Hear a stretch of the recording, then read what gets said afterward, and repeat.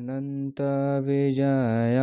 राजा कुन्तीपुत्रो युधिष्ठिरः नकुलः सहदेवश्च सुघोषमणिपुष्पकौ कस्यश्च परमेश्वासः शिखण्डी च महारथः धृष्टद्युम्नो विराटश्च सत्यकिश्च पराजितः द्रुपदो द्रुपदेयाश्च सर्वशः पृथिवीपते सौभद्रश्च महाबाहुः शंखं दद्मुः पृथक पृथक। उच्चारण करते हैं इसका, तो बहुत ही 3 श्लोक एक साथ है, तो एक एक करके सबका उच्चारण करते हैं। अगर तुम एक साथ इसको लर्न कर रहे हो तो ठीक है, अगर तुम एक एक करके लर्न कर रहे हो तो वीडियो को पीछे क्या बोलते हैं, रिवर्ब या जो भी बोलते हैं, पीछे 2 बार क्लिक कर करके बार बार मेरे साथ उच्चारण कर सकते हो। हम उतना 10 बार तो उच्चारण नहीं कर सकते, क्योंकि हमको पता नहीं है कि तुमको एक्चुअल में कितना बार लर्न होगा। ओके, तो जो तुमको जितना बार में भी लर्न हो, पीछे बैक कर करके मेरे साथ उच्चारण कर लेना। हम एक बार करते हैं। Let's go, repeat after me. अनंत विजयम राजा अनंत विजयम राजा अनंत विजयम राजा कुन्तीपुत्रो युधिष्ठिरः कुन्तीपुत्रो युधिष्ठिरः कुन्तीपुत्रो युधिष्ठिरः नकुलः सहदेवश्च नकुलः सहदेवश्च नकुलः सहदेवश्च सुघोषमणिपुष्पकौ सुघोषमणिपुष्पकौ सुघोषमणिपुष्पकौ 17 कस्यश्च परमेश्वासः कस्यश्च परमेश्वासः कस्यश्च परमेश्वासः शिखण्डी च महारथः शिखण्डी च महारथः शिखण्डी च महारथः धृष्टद्युम्नो विराटश्च धृष्टद्युम्नो विराटश्च धृष्टद्युम्नो विराटश्च सत्यकिश्च पराजितः सत्यकिश्च पराजितः सत्यकिश्च पराजितः 18 ये मेरा फेवरेट। द्रुपदो द्रुपदेयाश्च द्रुपदो द्रुपदेयाश्च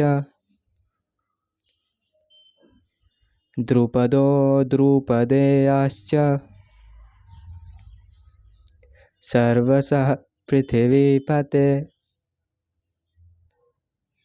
सर्वशः पृथिवीपते सर्वशः पृथिवीपते सौभद्रश्च महाबाहुः सौभद्रश्च महाबाहुः सौभद्रश्च महाबाहुः शंखं दद्मुः पृथक पृथक शंखं दद्मुः पृथक पृथक शंखं दद्मुः पृथक पृथक इसको और एक बार करेंगे पूरे वर्स को, लेकिन उसके पहले हम एक चीज़ बताते हैं तुमको। ये ददमुह में एच के नीचे बिंदी दिख रहा होगा, इसका मतलब है, हम पहले भी इसको बता चुके हैं, इस बिंदी का मतलब है हिंदी में जैसे हा लिखते हैं, हा, ह में आ की मात्रा हा, वैसे ही ये एच नहीं है, ह नहीं है, हा है, ददमुह, ददमुह। और तुमको दिखेगा कि कोई कोई वर्ड के नीचे जैसे एन, शिखंडी में एन के नीचे भी बिंदी दिखेगा, इसका मतलब है कि वो अण है, अण, शिखंडी। इसको अच्छे से पता चलेगा। मणि पुष्पकौ, मणि पुष्पकौ नहीं, मणि पुष्पकौ, एन के नीचे बिंदी है, ठीक है। Once more, let's go. अनंत विजयम राजा कुंतीपुत्रो युधिष्ठिरः नकुलः सहदेवश्च सुघोषमणिपुष्पकौ कस्यश्च परमेश्वासः शिखण्डी च महारथः धृष्टद्युम्नो विराटश्च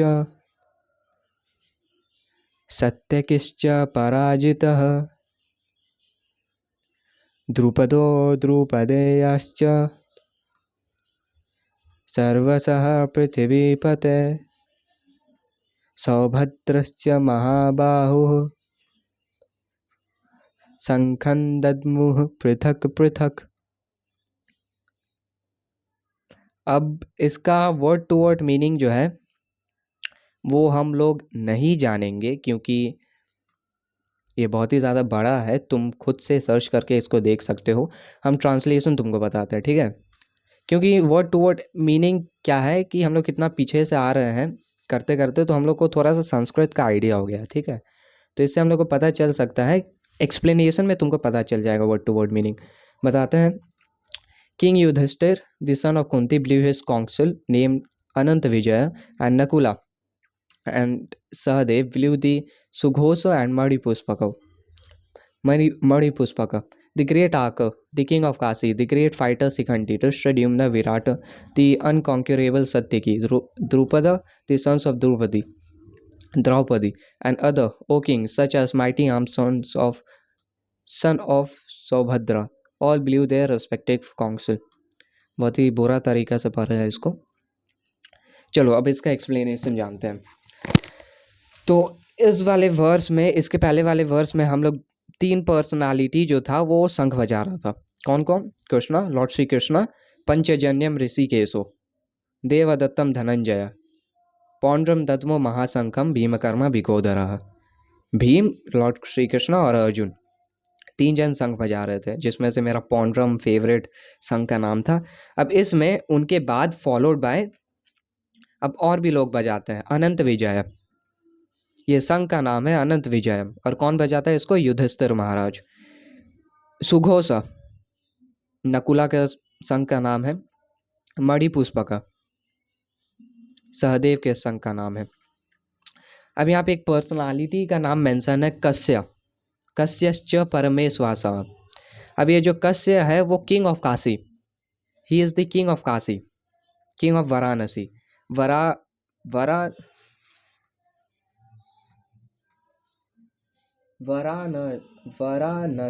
वाराणसी। अब यहाँ पे मेंशन किया हुआ है कि क्या उसका क्या खूबी है उसका। कस्यश्च परमेश्वासा, great archer, he is a great archer. और भी पर्सनालिटीज का नाम मेंशन है, जैसे शिखंडी, ही इज अ महारथ। अब महारथ हम लोग पहले भी डिस्कस कर चुके हैं, लेकिन फिर से एक बार रिवाइज कर लेंगे। महारथा वो होता है जो एक हाथ से 10,000 लोगों के साथ फाइट कर सके, उसको बोलते हैं महारथा। और यहाँ पे जो शिखंडी है वो भी एक महारथा है। और एक पर्सनालिटी का नाम है जिसका नाम है धृष्टद्युम्न। तो ये वर्स 1.3 में हम लोग बहुत ही अच्छे से धृष्टद्युम्न को डिस्कस किए हैं कि कौन एक्चुअली में ये रहता है।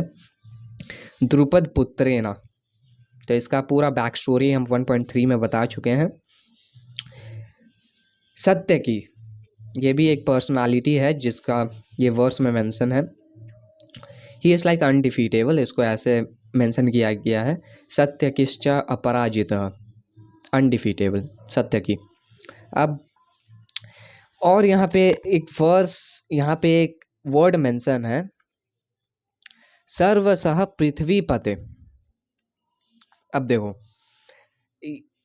हम लोग को जैसे पता है कि ये संजय और धृतराष्ट्र के बीच में बात होता है, तो ये बताते बताते इन पर्सनालिटी का नाम बताते बताते संजय शुरुआत से बताता है अनंत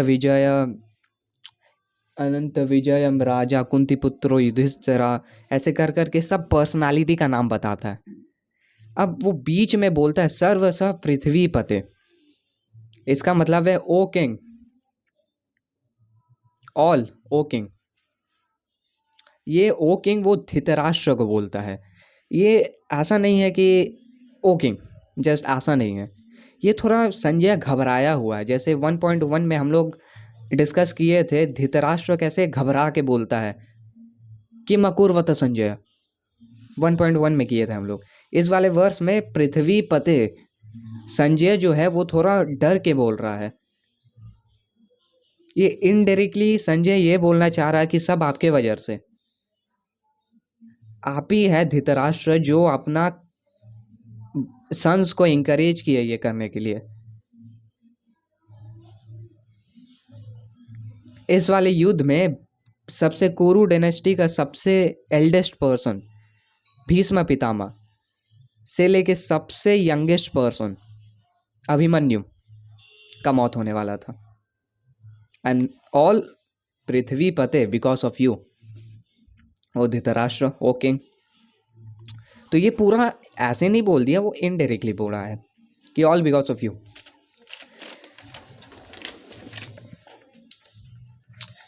यहाँ पे अभिमन्यु का भी नाम भी मेंशन है, सौभद्रश्च महाबाहुः, सौभद्र अभिमन्यु, सौभद्र का पुत्र अभिमन्यु। वेट, कुछ गलत बोले हम लग रहा है।